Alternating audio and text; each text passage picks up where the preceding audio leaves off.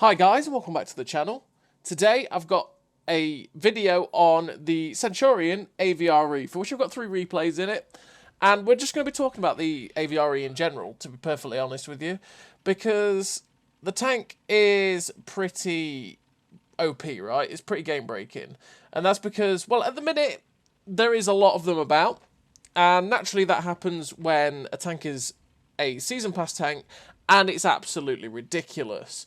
Because it is a ridiculous tank. It's got to the point where it's pretty infamous now, right? Everyone knows about it because they've played against it so much. A lot of people have been at least one-shot or blapped by it for like 1400. A lot of people know it's incredibly strong, which naturally drives the sales through the roof, and everyone buys it on the Ultimate Pass. And every day that obviously the Season Pass is going for, this tank is going to keep going up and up and up in terms of playtime, because, well, naturally, it's still on sale for 6,000 gold, which is really cheap. And while it's really good, that means everyone's going to want it. Everyone's going to want to play it. Therefore, everyone buys it. And then you get 3 to 4 to 5 to 6 every single game, which happens a hell of a lot. I have noticed it starting to drop a little bit in terms of the fact that it's not 4 to 5 every single game, but it still happens with alarming regularity. But there is, like this game is, I think there's only 1 per team. It's starting to happen a bit more, which is definitely okay. But the thing is, the tank is still OP and still broken. And even one of these things on your team can hold a whole flank by itself if it's got like 1 tank with it. Because its stopping power is so incredible. And its ability to take shots is really good, because realistically this tank has one downside. Oh, by the way, this takedown on the 705A was switched to the premium hesh for that 240 pen straight through the side armor, and yeah, that was a pretty hefty chunk of his health. He's now stuck on 815, and we're going to swiftly take him out by, I can take 1 shell from him, probably bounce it off my front if he's not still reloading, which is definitely very, very Armour-act, because I wrecked everything in his tank with the first pen, and I basically 2-shot him. That's a tier 10 heavy tank right there. That's part of the problem, right? Because this tank only does have 1 real weakness, and that is the fact that it has 1 degree of gun depression over the front of the tank. Just 1. Which, yeah, that is just really the only problem with the tank. All the other things are pretty damn good, because it has 180 pen for 1400 damage on its standard hesh round, which means you splash, if you don't pen, you splash for like 500-600 damage, and that's even to heavily armoured tanks, right? If you fire the premium hesh, which has 240 pen for 1100 damage, there is most tanks at tier 10 you can pen for 240 damage. 240 damage. There's most tanks you can pen for 240 penetration, and you'll hit them for 1100. They all have those sorts of weak spots that you can pen for that. And if you don't pen, you do splash for a little bit less. You splash for like 400 odd, which is still a lot.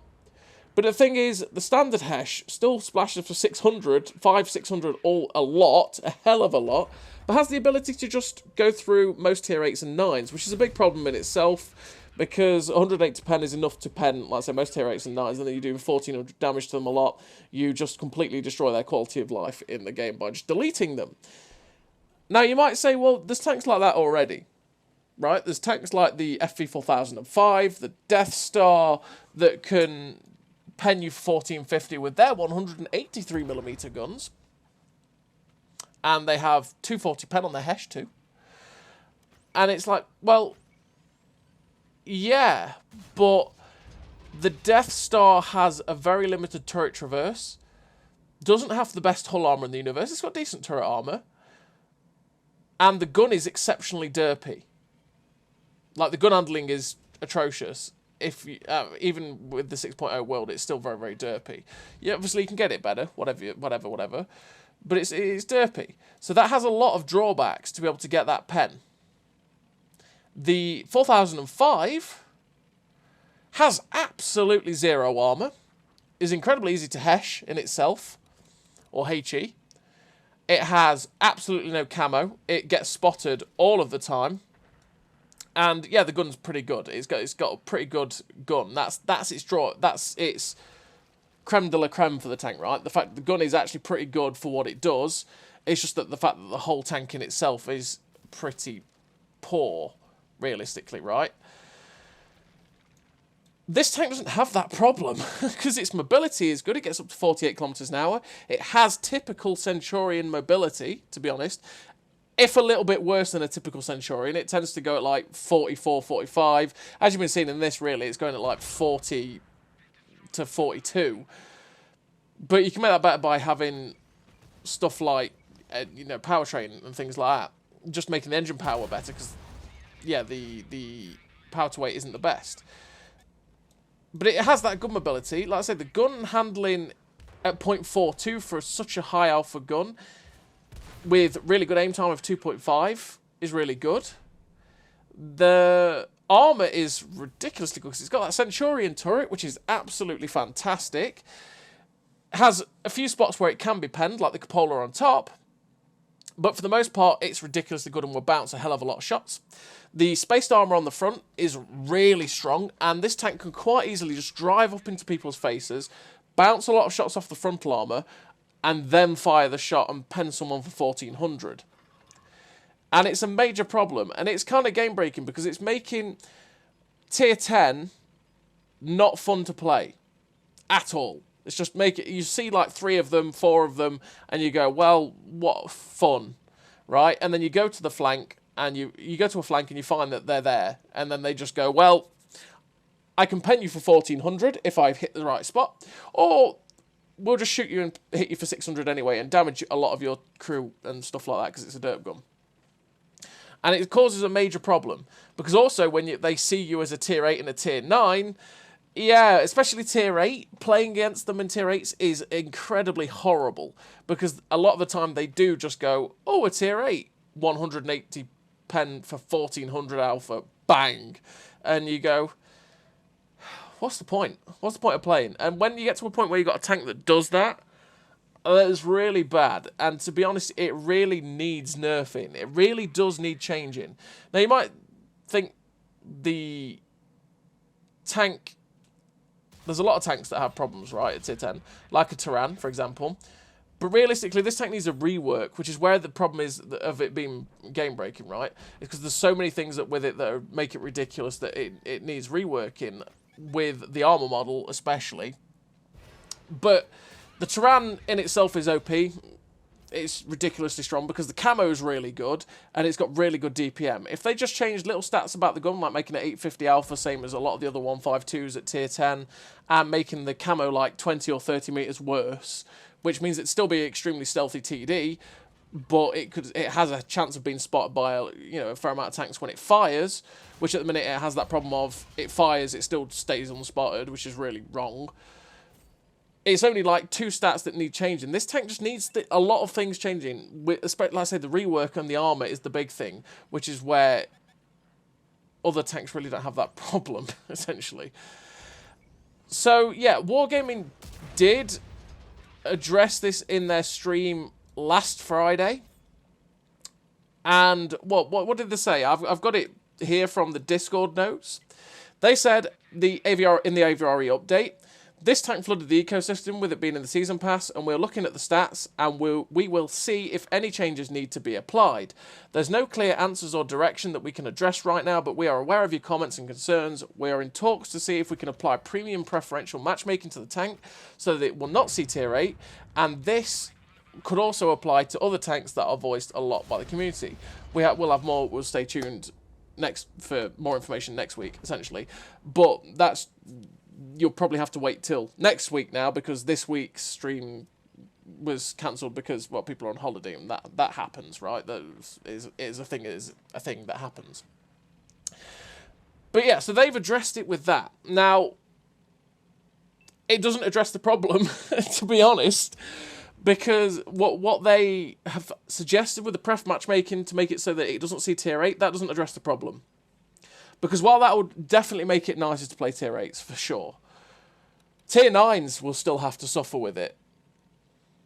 And tier 10s will still horrifically have to suffer with it. In fact, that would force more tier 10s to have to face more of these things, because if you got a tier 10 game, the matchmaker would force more of these tanks into those tier 10 games, so because it's not factoring in tier 8s into its matchmaking pool.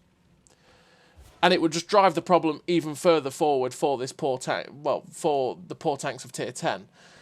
So they just need to change the stats. Anything other than a change of the stats for this tank is not really good enough, to be perfectly honest. And for me, it's just because the fact that the gun is so good, with really good penetration on this kind of alpha damage, but then also to have really good armor, really good mobility, and actually, you know, you can actually make it have very, very good camo if you have a camo build as well, by the way. You can get it down to 307 meters of still concealment, I think it is, or 308. Oh, that poor 50 TP. That's 180 pence on his side. Poor guy. Yeah. Its camo can actually get really low to 308 meters of still concealment, or 311 as well on the move if you use the silent driving perk, and a camo net, which is mental, because that means it will just stay unspotted and it will not get spotted until it fires at you, which will add to the frustration of seeing the tank, which means it actually has pretty decent camo too. It seems to do everything, right? And the amount of... This is a tank that you do see on the scoreboards at the end when they are in the game. Most of the time, if there's 4 in a game, you will see at least 3 of them in the top 5. And it's probably a testament to just how ridiculous the tank is. So I'm going to spitball, right? What would I do that I think would make it possibly less bad? And I want you guys in the comments to also do it. Be as constructive as possible. Please don't just be like, please nerf, remove Wargaming, swearing at Wargaming, etc., etc. Just be like constructive in what you would actually do realistically to make this tank better. And we are spitballing, so we're making it up as we go along, and who knows, these changes could be terrible, these changes could be decent, who knows. So for me, what would I change about the tank, realistically? Well, as you can see, it's got 0.42 base accuracy, 2.5 aim time, and there you can see the penetration and the alpha damage. Well, for me, I'll start with the bottom one. To make the accuracy worse to 0.40 to 0.46, I could probably go... I could take or leave that change. But the big ones for me, and the big things, to be honest, that make it toxic for me, is the spaced armor on the front, which just seems to bounce the most stupid of rounds. And as well as that, if you are in another tank that fires HE, like the Type 5 Heavy, or like this in itself, if you shoot that spaced armor, you don't do anything. You do like 30 damage, which is crazy. Anyway, I would make that spaced armor on the front cosmetic. I would make it cosmetic, which would mean that the gun depression stays as 1 degree over the front, which is fine. It's part of its downsides. It would still have 10 degrees of gun depression over the side, but the front would be cosmetic, because also it's part of the look of the AVRE, the actual real-life AVRE. If you type in the Centurion Mach 5.1 AVRE into Google, the first image is basically the real-life version of this tank. So it looks cool, and I do think it looks cool, and I think that's pretty awesome that it is like that, but I would make the spaced armor cosmetic. That means the frontal armor... That means this thing can't be as aggressive as you see them, where they just drive around a corner at you, don't care what you are, and then just derp you for 1400. Because they won't be able to do that. They will end up getting penned and lose all their hit points and die very quickly if they keep doing that. But at the minute, it can just drive around a corner and go, "Hi, friend," take all the hits, and then derp you. So make the spaced armor cosmetic, make the frontal armor weak. It would still leave the turret armor being very good, because that's what the Centurion turret armor is. So you can still bounce stuff on a ridgeline, because you can still work a ridgeline decently. Like on Westfield that you're seeing here, this kind of ridgeline here, you can still work this effectively and make the use of how good the turret armor is if you wanted to. And yeah, I'd make that spaced armor cosmetic, make it so that you can shoot the frontal armor and you won't have a problem going through it. Now the damage, this is where the other one is. I would change the penetration of this round to 85 on the standard. 85 pen on the standard Hesh, which does 11 or 1200 damage. That would make it fairly similar to the old school Type 5 Heavy gun. where when it doesn't pen, it splashes for 400 to 500, 600 maybe to the weakly armoured tanks, but you might actually pen those with 85, or maybe not. It depends. You might have the chance to. So you'd still splash for a decent amount, but if you do catch someone out and get their weakly armoured areas, like the rear of, say, a Centurion AVRE, like you've seen in front of us, or a Chieftain, etc. We just deleted that guy for full health, by the way, with 180 pen, because you didn't see that because of the thing in the way. Yeah, I would make that 1,111 damage to 1,200, and the 240 pen Hesh Premium 800 to 900 damage. So if you load the premium Hesh, you actually have a chance of penning people for 800 to 900. Somewhere in that region. By the way, this shot, I full pen someone. Let's see that back in the replay system. There's that T10 look. There's 3 tanks it could have hit. And goodbye, T10's health. Yeah, that's ridiculous. That shot was stupid. But anyway. Yeah, so I'd make it so that the 240 pen Hesh still does in the same region as most of the other guns, essentially, where it still does 800 to 900 damage. If you pen someone, you'll still do a serious amount with it. It's still got the ability to do it. Or change it to an AP round. Change that premium Hesh round to an AP round and give it, again, that 850 alpha. Same as a lot of the 850 alpha for TDs and other 152, 160mm guns, whatever, at the tier, right?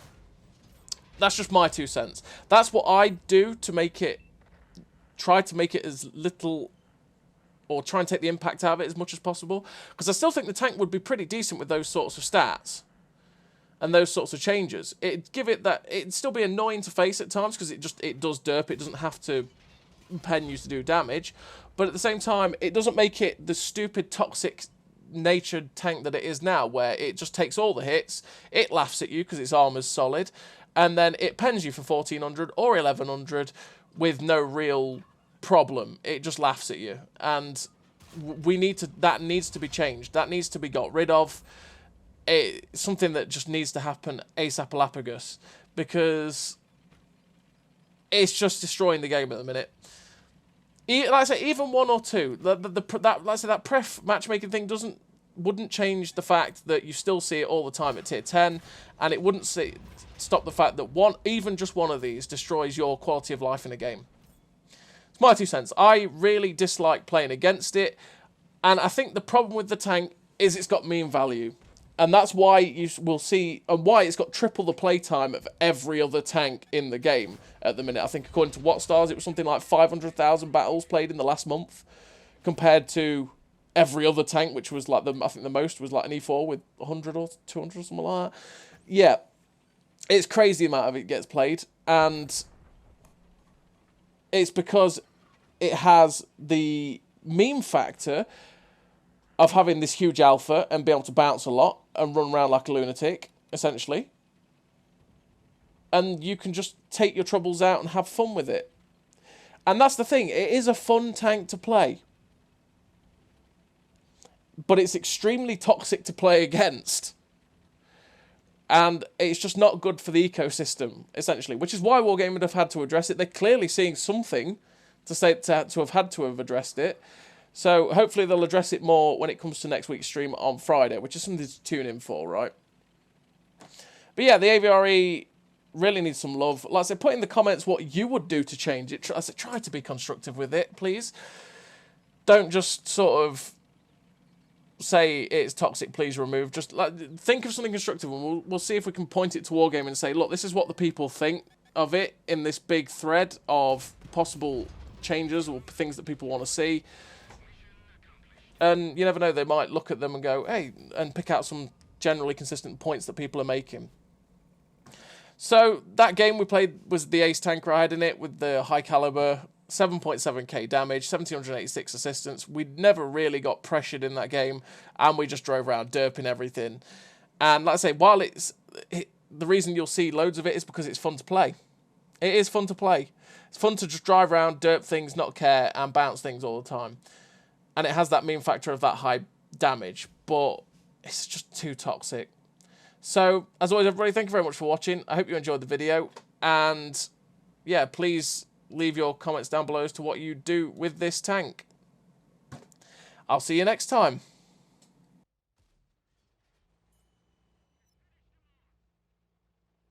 Great success.